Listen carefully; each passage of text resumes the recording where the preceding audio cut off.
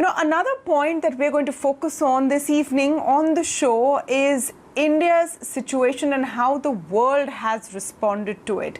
It's very interesting to see how in a short span of time you've had all of India's friends, not just friends really, every major country in the world, including China and Pakistan, has reached out to India with help. The United States faced a lot of flack for dragging its feet and not responding quickly enough, but it was the strength of the Indian diaspora in the US which perhaps was among the many factors that jolted the Biden administration into action.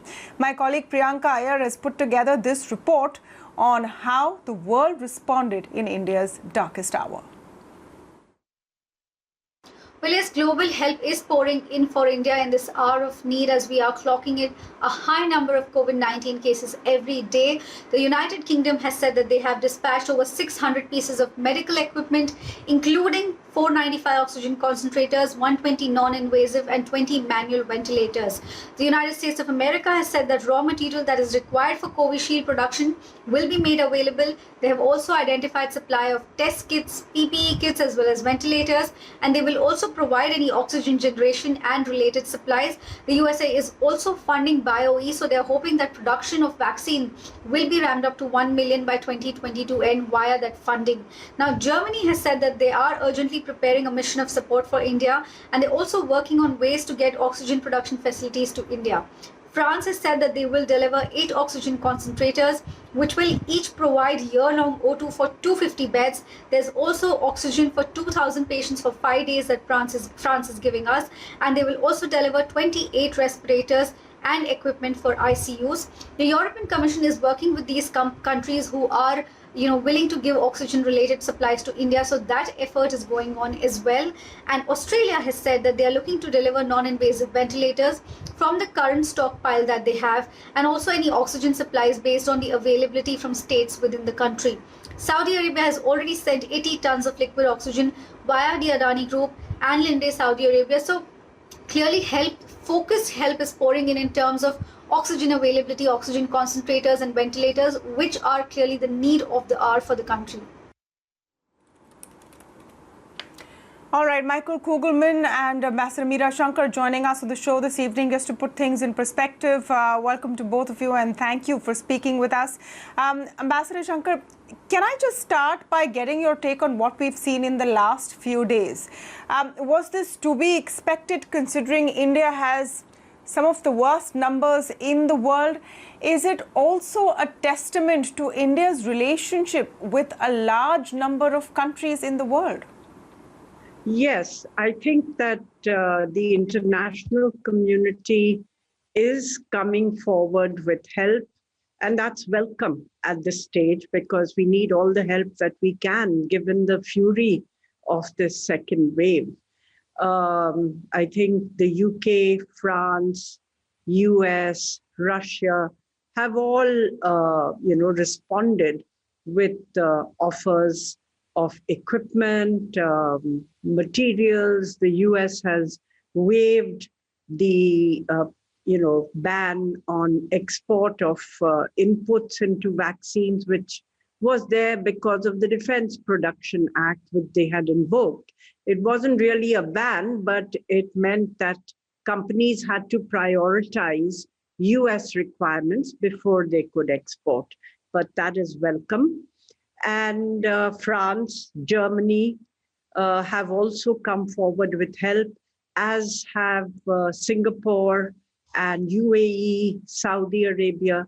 So I think it's a very heartening response from the rest of the world. Now, really, we need to get our act together because I think there has been a woeful lack of preparation on our side for a second wave. Perhaps we became complacent.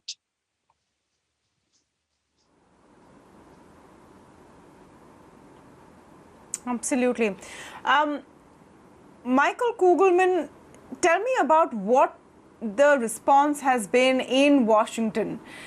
It over the last few days, it first went from, here people in India saying that why is the United States not doing anything? Is this the time to really hold back raw materials for vaccine use?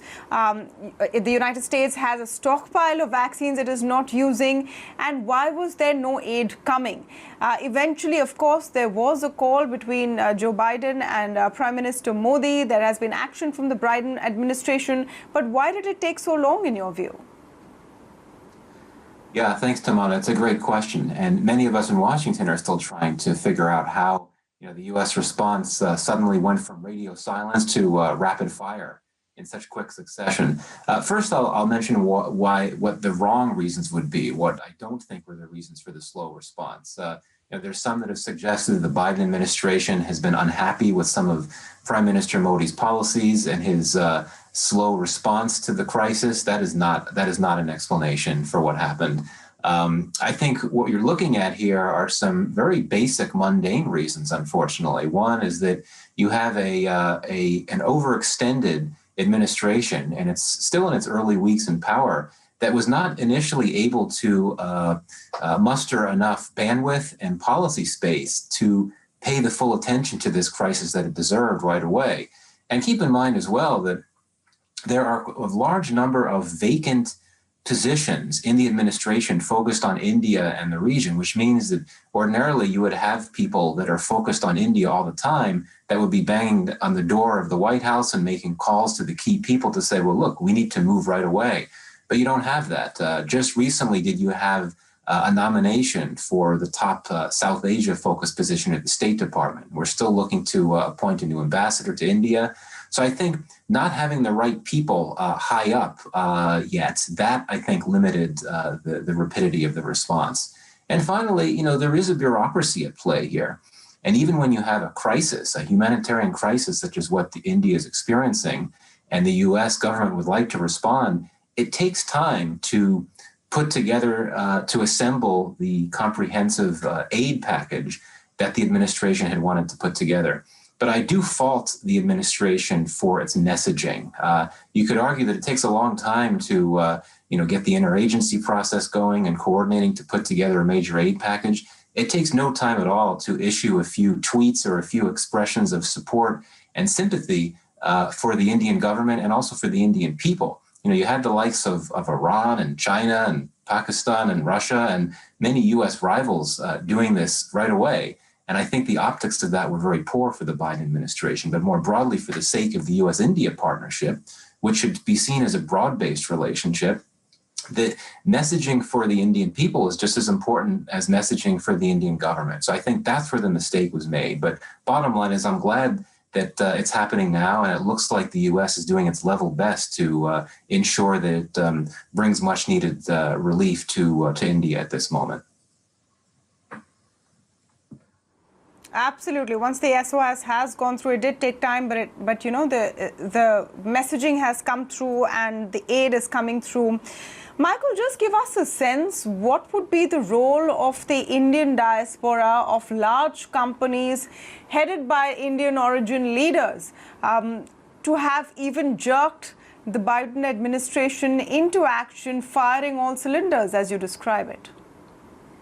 Right. Well, it's true that well before the White House had offered formal responses, you had a lot of messaging coming from the American private sector, from the corporate industry, and certainly from the Indian American community. I mean, I understand, anecdotally speaking, that a number of Indian American organizations were able to very quickly mobilize a lot of funding to be sent to India for relief. That's encouraging. And certainly, perhaps one could argue that another reason why the Biden administration didn't move more quickly is that initially it simply was not fully aware of the extent of the problem in India. And it took advocacy from key constituencies and communities in the US, including the Indian American community, both broadly speaking and both those within the American corporate industry. So absolutely, I think that that the diaspora has played a significant role in trying to accord this or ensure that the administration makes this a priority. And I think that one could argue that perhaps if that community had not responded earlier and done more in that case, it may have taken even longer for the administration to get rolling. So absolutely, I think we need to highlight that important role played by the Indian American community. Absolutely.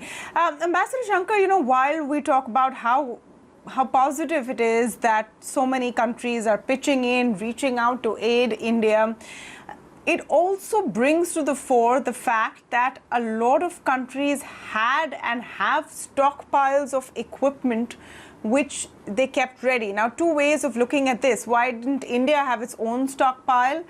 And second, what about other nations which are in need or will also be in need sooner or later?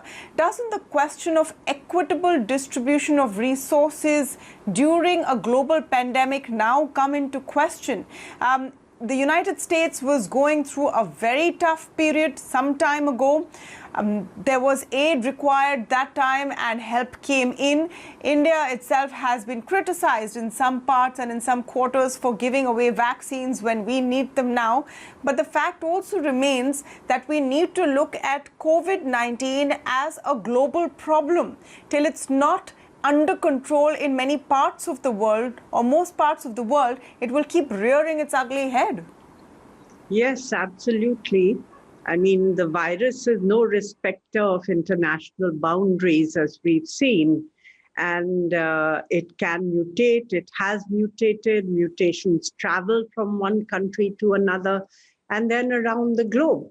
So we do need a global approach to this pandemic.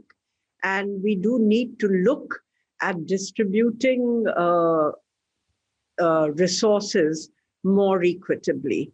The question is, how do we ramp up production to be able to do that? Now, India was considered, one of the vaccine factories of the world, but I don't think we've been able to ramp up vaccine production sufficiently, and that should be a key priority for us, not just for ourselves. That itself is going to take us almost a year, as somebody said, but also eventually our company should begin fulfilling their contractual obligations, which they have cancelled because our requirements are so overwhelming at the moment.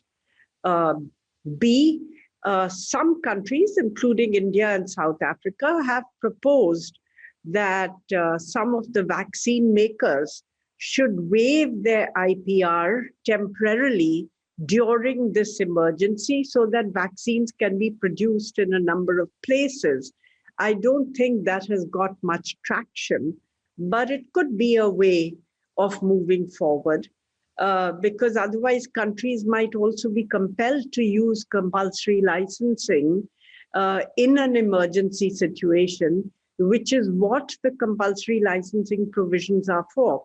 But I think most important is for the global community to work together and to eschew, vaccine nationalism or hoarding of supplies for themselves for contingencies.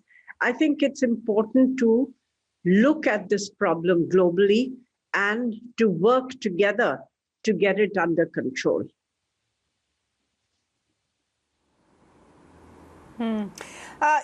Michael, your take on the broader picture here, because all of the goodwill gestures are great, especially the focus right now is providing ways and means for India to fulfill its oxygen needs. The pressing question at the moment is making sure people are not dying gasping for breath and there are enough oxygen concentrators and other machinery which is required for oxygen. So it's all about oxygen today.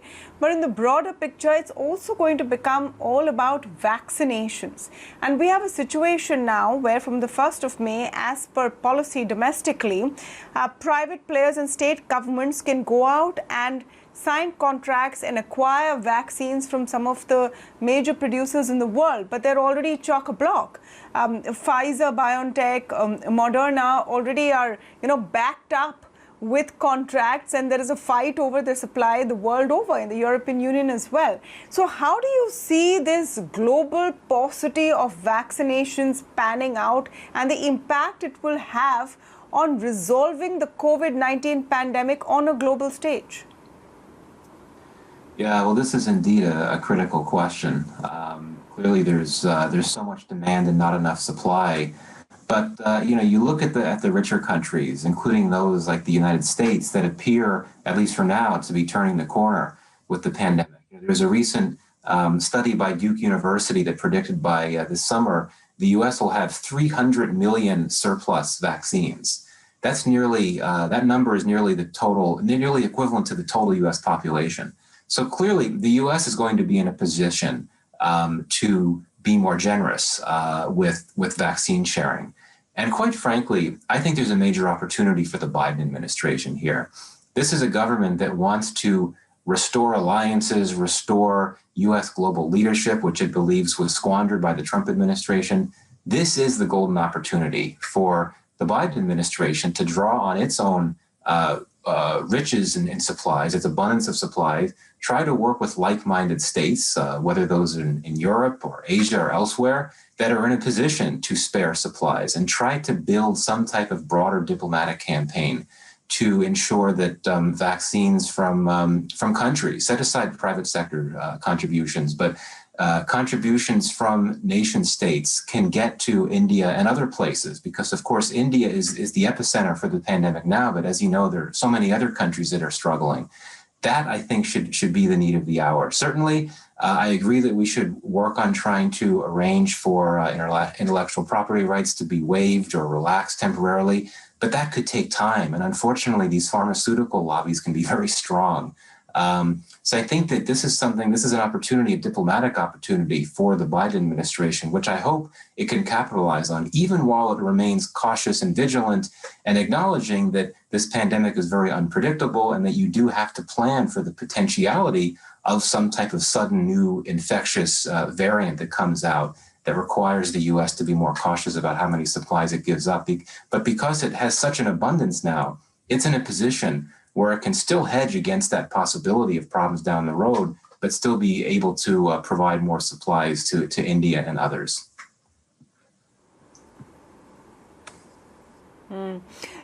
Ambassador Shankar, what is the role that India should play here with? And I want to hark back to my first point of what we were doing in the beginning of this year, when we were the pharmacy to the world, when we were providing vaccinations to so many countries.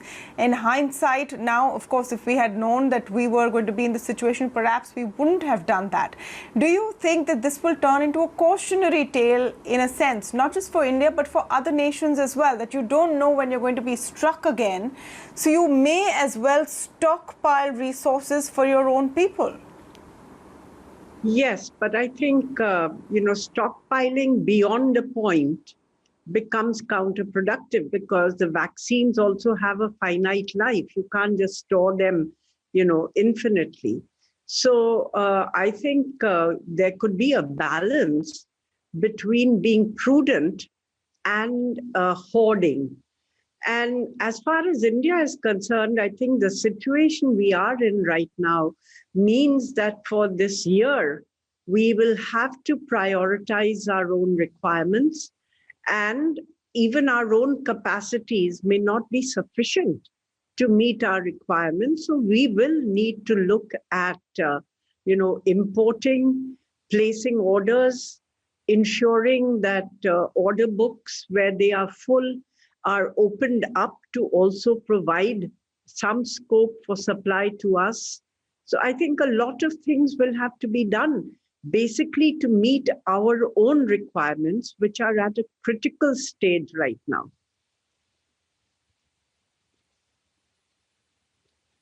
Absolutely. We have to meet our own requirements, which are at a critical stage. There is no two things about it. There is no question about it.